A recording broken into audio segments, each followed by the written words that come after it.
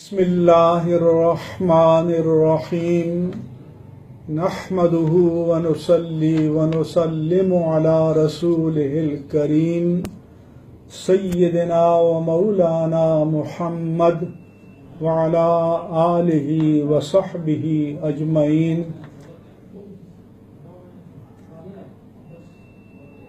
برادران اسلام، آسیہ مسیح کی رہائی کے فیصلے پر اہل ایمان کے دل دکھی ہیں اور وہ پورے ملک میں سراپا احتجاج ہیں۔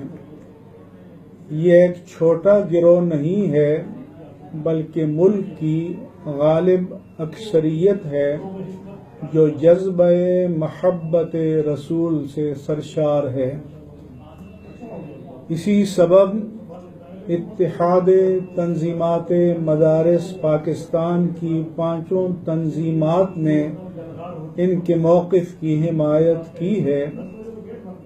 تمام مکاتب فکر کی مذہبی تنظیمات بھی احتجاج میں شریک ہیں اور پرامن احتجاج ہر ایک کا آئینی و قانونی حق ہے۔ اس حساس موقع پر وزیر اعظم پاکستان کے جارحانہ لب و لہجے نے صورتحال کو مزید سنگین بنا دیا ہے۔ آج کی ہڑتال کو کامیاب بنانے پر ہم ملک بھر کی تاجر تنظیموں اور کاروباری طبقے کا شکریہ ادا کرتے ہیں۔ یہ ان کے ایمان کا تقاضا ہے۔ اس میں حصہ ڈالنے پر انہیں اللہ تعالیٰ کے حضور شکر گزار ہونا چاہیے۔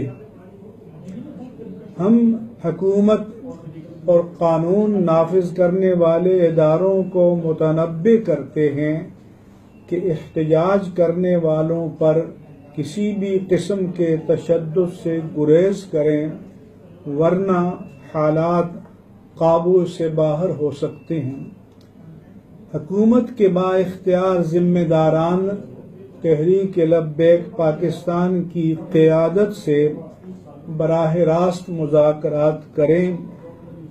نریندر سنگھ مودی سے مذاکرات کے لیے تو ہم بے چین ہیں، اپنے اہل وطن سے براہ راست مذاکرات میں آخر رکاوٹ کیا ہے؟ اتحاد تنظیمات مدارس پاکستان کے قائدین تمام مکاتب فکر کے خطبائے کرام سے اپیل کرتے ہیں کہ کل جمعۃ المبارک کے خطابات میں اپنا احتجاجی موقف ریکارڈ کرائیں اور قراردادیں پاس کریں۔ ہم پاکستان کے نام نہاد آزاد میڈیا کی جانبداری کی مذمت کرتے ہیں کہ دینی لوگوں کے پرامن احتجاج کا وہ بلیک آؤٹ کیے ہوئے ہیں اور ان کا موقف عوام تک نہیں پہنچنے دے رہے۔ تاہم وزیر اعظم نے پی ٹی وی کے ذریعے ان کا موقف ملک کے کونے کونے تک پہنچا دیا۔ انہیں ان کا شکر گزار ہونا چاہیے۔ واضح رہے کہ یہ لوگ ریاست سے ٹکرانے کے لیے نہیں بلکہ حکومت اور عدلیہ کے فیصلے کے خلاف اور رسول اللہ صلی اللہ علیہ وآلہ وسلم کی محبت میں دھرنا دے رہے ہیں۔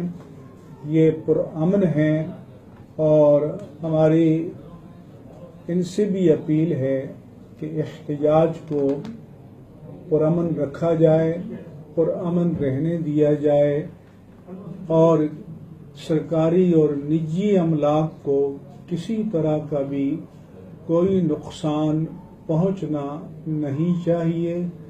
یہ ملک ہمارا ہے، اس کی املاک ہماری ہیں، خواہ وہ سرکاری ہوں یا نجی ہوں۔ ہمیں اس بات کا احترام کرنا چاہیے۔